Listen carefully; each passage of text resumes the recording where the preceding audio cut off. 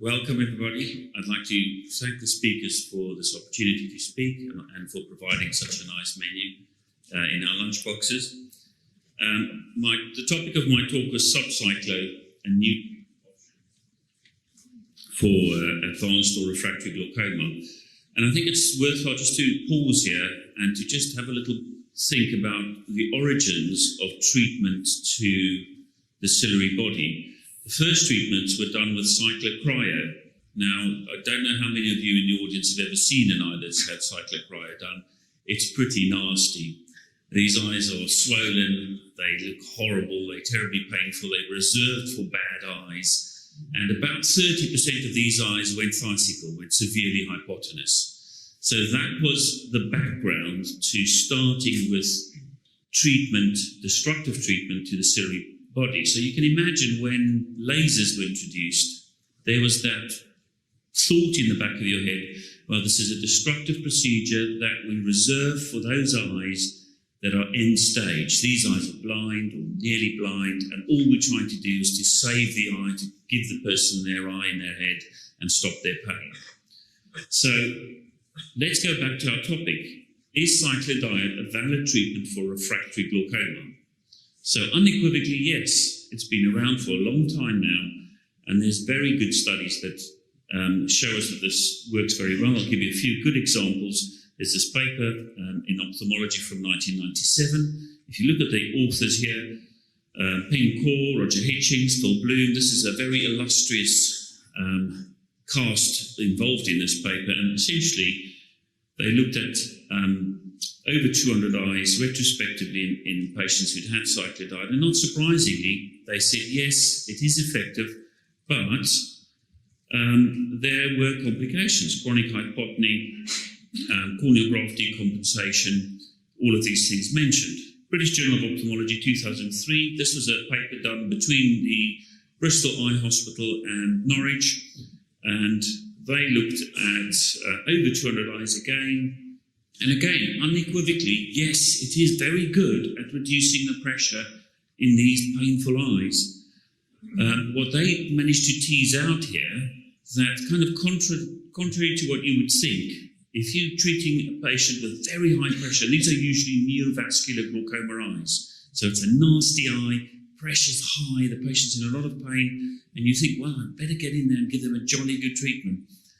These are the eyes that go hypotenuse, and it's very dose-respondent. So if anything, you needed to treat the patients with neovascular glaucoma with a lighter treatment when you were using your traditional cyclodiode laser.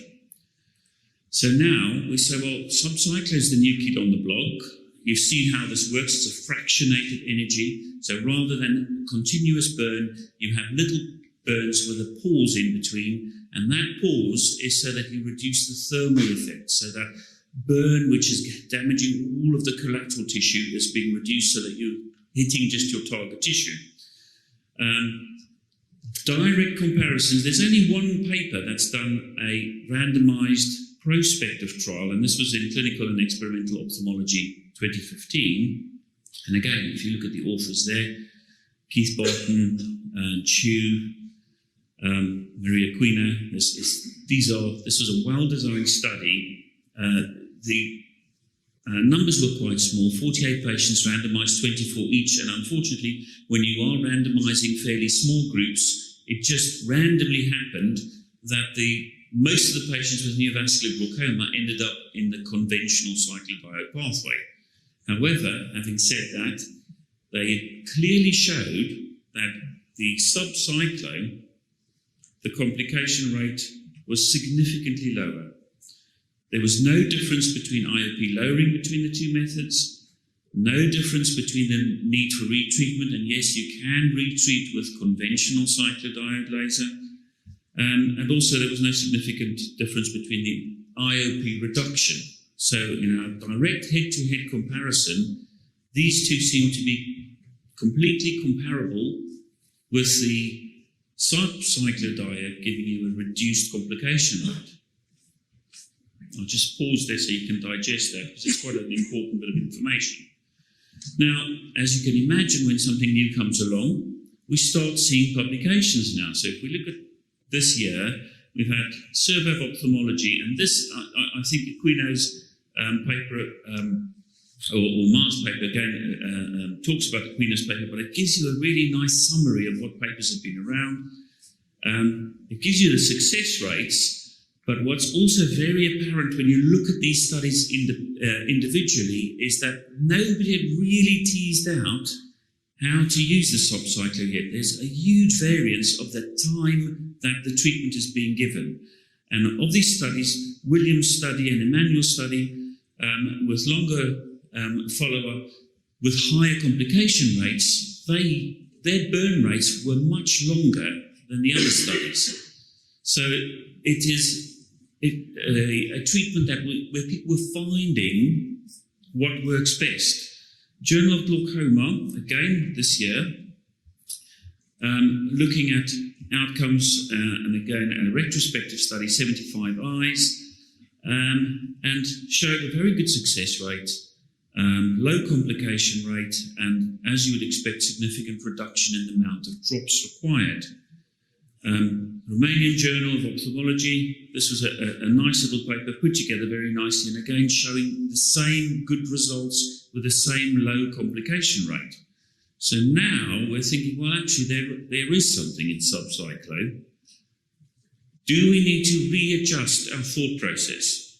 So if I take you back to where I started, where cryo to the ciliary processes were reserved for painful blind eyes, we now have a treatment available with a very, very good side effect profile where we should be thinking, well, actually, we should be using this for patients with normal vision, where vision is not yet compromised.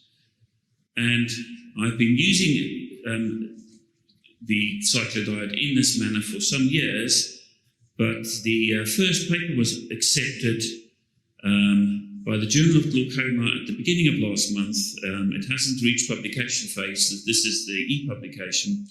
And it was a retrospective review of patients where they've been doing the same thing. And if you look at the period from July 2016 to August 2017, patients had good vision. And what they showed was IOP reduction reduced by 40% from baseline without significant loss of vision in patients with normal sight.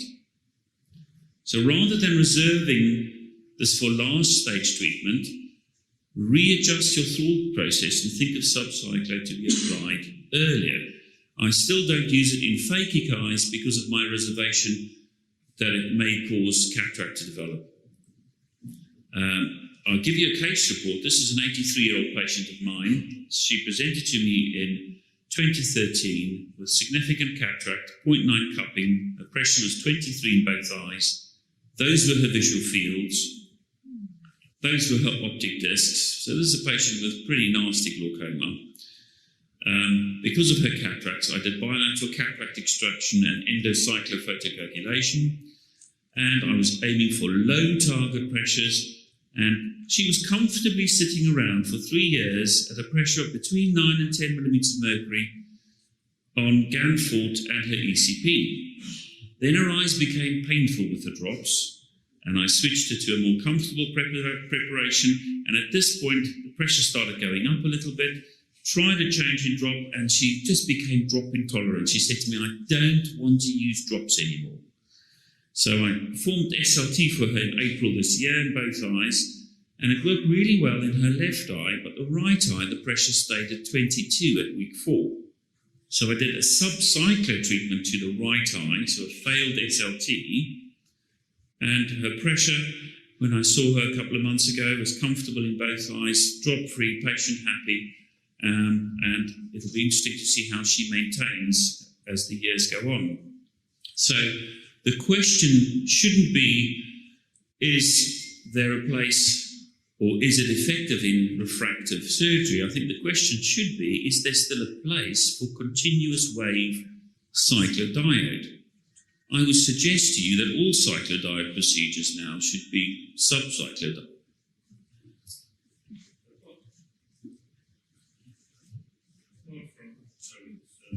Hello.